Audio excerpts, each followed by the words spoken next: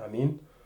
በውጭም በሀገር ውስጥ ያላችሁ የተወደዳችሁ እግዚአብሔር ቤተሰቦች የወለላይቱ እመቤት የድንግል ማርያም የአስራት የቃል ኪዳን ልጆች የቅዱሳን መላእክት የጻድቃን የሰማዕታት ወዳጆች በያላችሁበት የክርስቶስ ሰላም ይድረሳችሁ።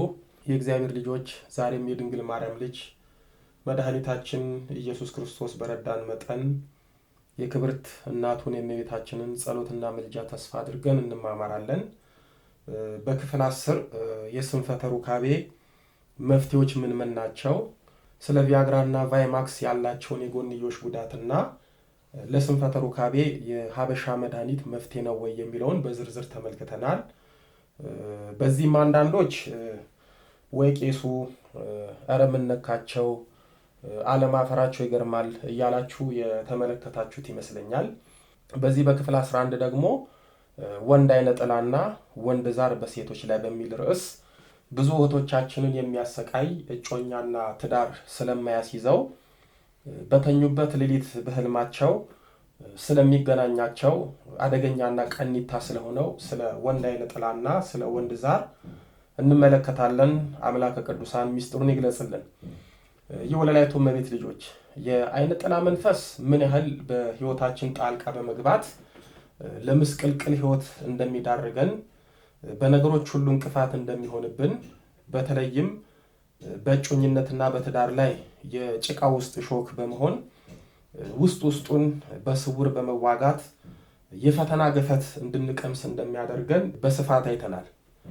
ስጋ ለበስ ወይም ልቡሳነ ስጋ ከሚባሉት አጋንንት ውጪ አጋንንት ጾታ የለውም፣ ግን ጾታን ተመስሎ ይጠናወተናል። ወንዱን በሴት ሴቷን በወንድ እየተመሰለ ይፈትናል።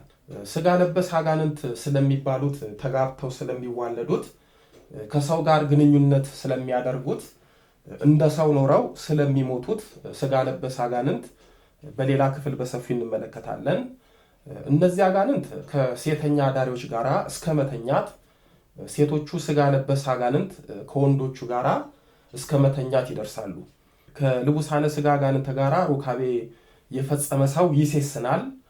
እንዴት ሴሰኛ እንደሚያደርጉት ከስጋ ለበስ አጋንንት ጋር የተኙት ሰዎች ከሰው ጋር ግንኙነት ሲያደርጉ የዝሙት መንፈስ እንዴት እንደሚሰርጽባቸው በቅርቡ በዝርዝር እንመለከታለን። ወደ ርዕሳችን ስንገባ ወንድ አይነ ጥላ ሴቶች እህቶቻችን ላይ ከማህፀን ከጊዜ በኋላ በመጠናወት አብሮ ያድጋል። አብሮን ሲያድግ አይነ ጥላው በራሱ መንገድ ይቃኘናል። በዚህም ባህሪያችንና አንዳንድ የራሳችን የሆነ መገለጫዎች ለኛም ለቤተሰባችን ለሚያውቁን ሰዎች የራሳችን ጠባይ ይመስላቸዋል። በዚህ መደበቅና መሸፈን ውስጥ ያለው አይነ ጥላ በጊዜ ሂደት በእኛ ላይ ራሱን መግለጥ ይጀምራል። ያኔ ነው ለራሳችንና ለሰዎች ግራ የምንሆነው። ለምሳሌ አንድ ሴት ወንድ አይነ ጥላ ሲኖርባት መንፈሱ የራሱ የሆነ መገለጫዎች በእሷ ላይ ይታያሉ። እጮኛና ትዳር ትጠላለች። እጮኛ ብትይዝም ወደ ትዳር ብትገባም ብዙም አትቆይም። እንደ ወንድ አክት ታደርጋለች፣ ጮክ ብላ ትናገራለች። ሌሊት የማታውቀው ሰው እየመጣ ይገናኛታል። እንደ ወንድ ትደባደባለች። ሰው የሚላትን በፍጹም አትሰማም። እጅጉን ሲበዛ ኃይለኛ ነች። ድምጿ የወንድ ይመስላል። አነጋገሯ፣ አካሄዷ፣ አበላሏ እንደ ወንድ ነው። ውሏ ከወንድ ጋር ነው። ከሴቶች ይልቅ ከወንዶች ጋር ነው የምትግባባው። ሴት ትጠላለች፣ ለጠብ የቀረበች ናት። እርቅ አትወድም፣ ይቅርታ አታውቅም ወይም አታደርግም። ቂመኛና በቀለኛ ናት። መጠጥ ትጠጣለች፣ ትሰክራለች። በተለያዩ ሱሶች ትጠመዳለች። እንደ ወንድ አምሽታ ነው የምትገባው። ከወንድ ጋር ሩካቤ ስጋ ብትፈጽምም አትደሰትም። ወንድ ትንቃለች። የሚበልጧትን አትወድም። በጣም ቅናተኛ ናት። ሰው ማክበርና ማድነቅ አትወድም። ማጥላላት፣ ማማት ስራዋ ነው። እፍረት የለባትም። ይሉንታ አታውቅም። የወለላይቱ እመቤት ልጆች አይነ ጥላው ሴቶችን በወንድ አምሳል ሲጠናወታቸው እነዚህ የዘረዘርኳቸው ባህሪያት መገለጫቸው ነው። ይህም አይነ ጥላው በሰውና በማህበረሰቡ ዘንድ እንዲጠሉ እንዳይፈለጉ ለማድረግ የሚጠቀምበት ስልት ነው።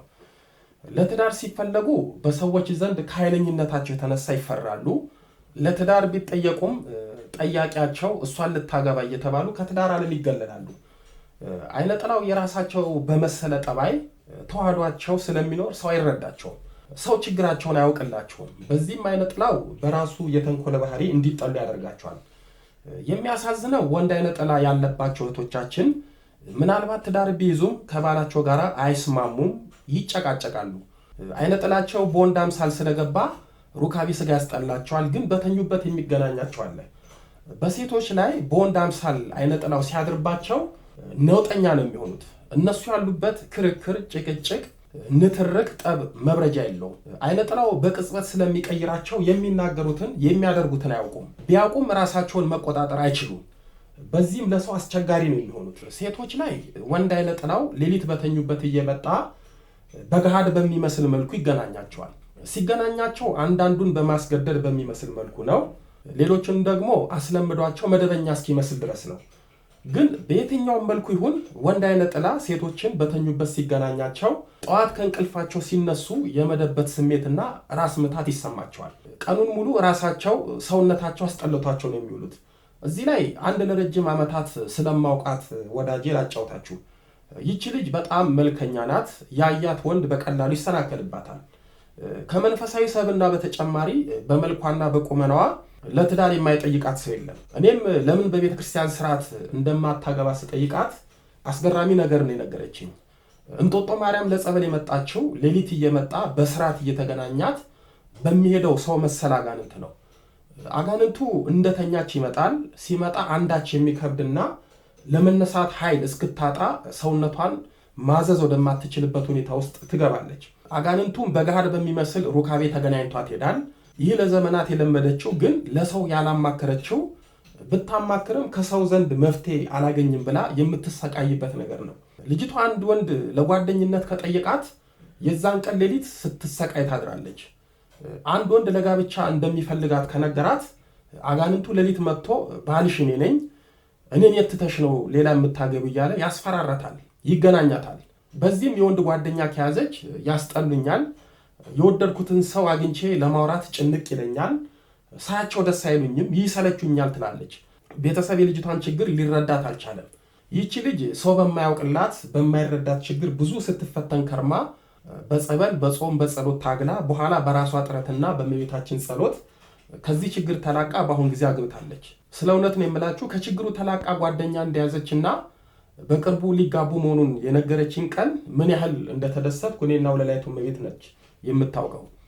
ሌሊት እየመጣ የሚገናኛትም ወንድ አይነ ጥላ ድራሹ ጠፍቶላት አሁን ከባሏ ጋር በሰላም መኖሯ የእሷ ብቻ ሳይሆን የኔም ደስታ ነበረ። ወንድ አይነ ጥላ ስለማያፍር ባልና ሚስት ተኝተው ሚስትም ተገናኝቷት ሊሄድ ይችላል። የወለላይቱ እመቤት ልጆች፣ ይህ ሌሊት እየመጣ ሴቶችን የሚገናኝ አይነ ጥላ ዋና ዓላማው ሴቶችን እጮኛና ትዳር እንዳይዙ ማድረግ ነው። ለዚህም እንዲመቸው ለእጮኝነትና ለትዳር የሚመጡትን ወንዶች ሁሉ ለነሱ አሳማኝ በሚመስል ምክንያት እንዲጠሏቸው ያደርጋል። ሴቶቹም የራሳቸው ሐሳብና ፍላጎት እየመሰላቸው በወንድ ላይ አቃቂር እያወጡ ይንቃሉ፣ ይጠላሉ። ወንድ አይነ ጥላ ያለባቸው ሴቶች አንዳንዶቹ የሩካቤ ስጋ ፍላጎትና ጉጉት በፍጹም የለባቸውም። ሩካቤን እንኳን ሊፈጽሙት ስለ ሩካቤ ስጋ ሲወራ ያስጠላቸዋል። ቤተሰብም ልጃቸው ከወንድ በመራቋ ትዳር ባለመያዟ እንደ ጨዋ ያዩዋታል። ግን የትዳር ሕይወቷን አይነ ጥላው በመገርገር የመጡትን ወንዶች በማባረር በስውር እንደሚዋጋት አያውቁም። የዚህ አይነ ጥላ አንዱና ክፉ መገለጫው ሴቶችን በጊዜያቸው ወይም በወጣትነት ዕድሜያቸው ትዳር እንዳይዙ ሲከላከል ይኖርና እነሱም ዕድሜ እየሄደ ነው ብለው ማሰብ ሲጀምሩ ጭራሽ ወንድ እየራቃቸው ተስፋ የመቁረጥ ሕይወት ውስጥ ይከታቸዋል። ይህም አይነ ጥላው እግዚአብሔር እንደተዋቸው፣ እንደማያያቸው፣ እንደማያስባቸው በማሳሰብ በስጋዊ ብቻ ሳይሆን በመንፈሳዊ ሕይወትም በተስፋ መቁረጥ ይዋጋቸዋል። ወንድ አይነ ጥላ ያለባቸው ሴቶች ለግለ ወሲብ እጅጉን የተጋለጡ ናቸው። ለምሳሌ ከተመሳሳይ ጾታ ጋር ግለ ወሲብን የሚፈጽሙት ሌዝቢያን የሚባሉት የወንድ አይነ ጥላ ውጤቶች ናቸው። አይነ ጥላው በፍጹም ከወንድ ጋር ግንኙነት አይፈልግም። በራሳቸው ደግሞ ግለ ወሲብን የሚፈጽሙትም የወንድ አይነ ጥላ ግፊት ነው። ለምሳሌ አንድ ሴት ከወንድ ጋር ግንኙነት ማድረግ ትጠላለች። ግን የምታውቀውን ወይም የማታውቀውን ሰው በህሊናዋ እየሳለች ልክ ከሱ ጋር በሚመስል ነገር ግለ ወሲብ ትፈጽማለች። ወንድ አይነ ጥላ ያለባቸው ሴቶች ወንዶችና ሩካቤ ስጋ ስለሚያስጠላቸው አጋንንቱ ራሱን በግለ ወሲብ ውስጥ ይደብቅና ቀን ያዩትን በስራ አጋጣሚ ያወሩትን የሚያውቁትንና የማያውቁትንም ሰው እያሳሰባቸው ግለ ወሲብ ያስፈጽማቸዋል። ቢያገቡም ግለ ወሲብ በመፈጸማቸው የሚያገኙትን ስጋዊ ደስታ ከሚያገቡት ሰው የተለየ እንዳልሆነ በማሳሰብ በግለ ወሲብ ህይወት ጠፍንጎ ይዟቸው ይጫወትባቸዋል። ግለ ወሲብን ከፍተኛ ሱስ በማድረግ ኃጢአት እስከማይመስላቸው ድረስ ያደርሳቸዋል። ይህም ወንዱ አይነ ጥላ ወንዶች እንዳታስብ በማድረግ በግለ ወሲብ ጠምዷት ክፉ ልማድ አድርጎባት በኋላ ከዚህ ህይወት ለመውጣት ያስቸግራታል። በዚህም ከክቡር ትዳርና ከእግዚአብሔር እንዳትሆን ከሁለት ያጣ ያደርጋታል። በስጋዋም በነፍሷም እንድትጎዳና ባዶ እንድትሆን ያደርጋታል። ወንድ አይነ ጥላ በመንፈሳዊ ህይወታቸው በርታ ያሉትንም ይፈትናቸዋል። በተለይ ንግስ መሄድ፣ ቅዱስ ቁርባን መቀበል፣ ጸበል መጠመቅ ሲያስቡ በህልመ ሌሊት እየተመሰለ ሌሊት ይገናኛቸዋል። በዚህ መንፈሳዊ ተግባራቸው ላይ እንቅፋትና መሰናክል ይሆንባቸዋል። እህቶቼ እስኪ ልብ በሉ። ብዙ ጊዜ ነገ ቤተክርስቲያን እሄዳለሁ፣ ጸበል እጠመቃለሁ፣ ንግስ እሄዳለሁ፣ ገዳም እሄዳለሁ፣ አስቀድሳለሁ፣ እንዲህ አደርጋለሁ ያላችሁ ቀን አይነ ጥላው በህልመ ሌሊት በመፈተን መሰናክል ይሆንባቸዋል። ስለ ወንድ አይነ ጥላ ይህን ያህል ካልኳችሁ፣ ስለ ወንድ ዛር ደግሞ ስናነሳ ከወንድ አይነ ጥላ ብዙም የተለየ አይደለም። የወንድ ዛር ከወንድ አይነ ጥላ የሚለይበት ዋነኛው ወንድ ዛር ሴቶች እህቶቻችንን በሁለት መልኩ ነው ወደ ህይወታቸው የሚመጣው።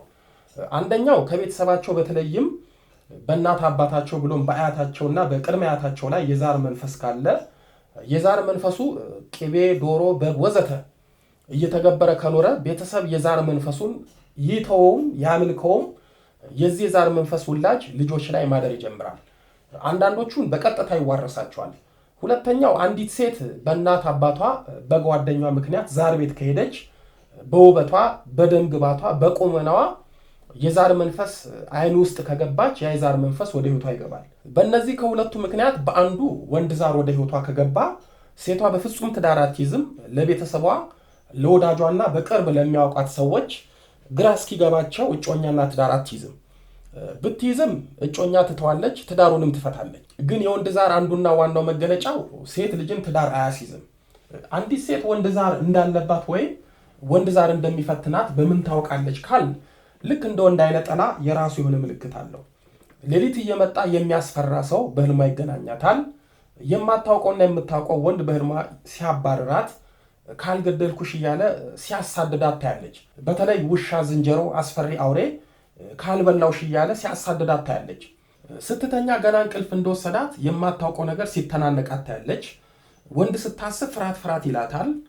አይደለም ማግባት ስለ ትዳር ሲወራ ያስጠላታል። ብዙ ጊዜ በህልሟ የምታየው ሰውና የሚገናኛት ሰው ይኖራል። ወንድ ሲያናግራት፣ ወንድ ለእጮኝነትና ለትዳር ሲጠይቃት ማሾፍ፣ ማላገጥ፣ መናቅ፣ የጠየቃትን ወንድ እንደ ወንድ ሳይሆን እንደ ሴት ታያለች። ብዙ ጊዜ ወንድ አይነ ጥላና ወንድ ዛር ያለባቸው ሴቶች ሌላው መገለጫቸው እነሱ ሴት ሆነው በህልማቸው ከወንድ ጋራ ሳይሆን ከሴት ጋራ ሲዳሩ ያሉ። ይህ የሚሆነው አጋንንቱ ራሱን በወንድ አምሳል ሲያሳውቃቸው ነው። እነሱም ሴት ሆነው ከሴት ጋራ ሲዳሩ በህልማቸው ሲያዩ ራሳቸውን እንደ ሌዝቢያን እንዲያስቡና ወንድ እንዲያስጠላቸው ያደርጋቸዋል። ወንድ አይነ ጥላም ይሁን ወንድ ዛር ሴቶችን እንደ ቋሚ ሚስት አድርጎ ስለሚያስቀምጣቸው በፍጹም ወንድ እጮኛ ባል የሚባል ነገር ማሰብ ለነሱ ሞት መስሎ ነው የሚታያቸው። ሌላው ወንድ አይነ ጥላና ወንድ ዛር በሴቶች እህቶቻችን ላይ የምናብ ባል ያስቀምጥባቸዋል። ይህ ማለት አንድ የማያውቁት ወይም የሚያውቁት ሰው ባላቸው እንደሆነ ያሳስባቸዋል። በዚህም ከዛ ሰው ጋር ግለ ወሲብን እንዲፈጽሙ እያደረጋቸው ባልና ትዳር ጠል ያደርጋቸዋል። ወንድ አይነ ጥላና ወንድ ዛር ሴቶችን በህልም የሚገናኛቸው ሌላው ምክንያት ሴቶችን ሌሊት ሲገናኛቸው ያንን ምስል እያሰቡ ግለ ወሲብን በቀላሉ እንዲፈጽሙ ያደርጋቸዋል። ብዙዎች በህልማቸው ያዩትን ግንኙነት ቀን በእውን አሊያም ማታ ይፈጽሙታል። ስለዚህ ወንድ አይነ ጥላም ሆነ ወንድ ዛር የራሳችንን ነገር በመንጠቅ የራሱን ከኛ ጋር በመደባለቅ ራሳችንን የማናውቅ ሌላ ሰው ስለሚያደርገን ከዚህ መንፈስ ለመላቀቅ በጾም፣ በጸሎቱ፣ በስግደቱ፣ በጸበሉ መታገል ያስፈልገናል። ለዛሬ እዚህ ላይ ይበቃናል። በቀጣይ በክፍል 12 ሴት አይነ ጥላ በወንዶች ላይ በሚል ርዕስ ወንዶች የማያገቡበትና በሌሊት የሚሰቃዩበትን እንማማራለን። ሕዝቤ እውቀት ከማጣቱ የተነሳ ጠፍቷል። ትንቢተ ሆሴዕ ምዕራፍ 4 ቁጥር 6 ከትውልዱ ማን አስተዋለ? ትንቢተ ኢሳይያስ ምዕራፍ 53 ቁጥር 8 ፈረስ ለጦርነት ቀን ይዘጋጃል፣ ድል ግን ከእግዚአብሔር ዘንድ ነው። መጽሐፈ ምሳሌ ምዕራፍ 21 ቁጥር 31 ያስተማረን የመከረን የአባቶቻችን አምላክ ልዑለ ባሕርይ ቅዱስ መድኃኔ ዓለም ኢየሱስ ክርስቶስ ክብር ምስጋና ይድረሰው።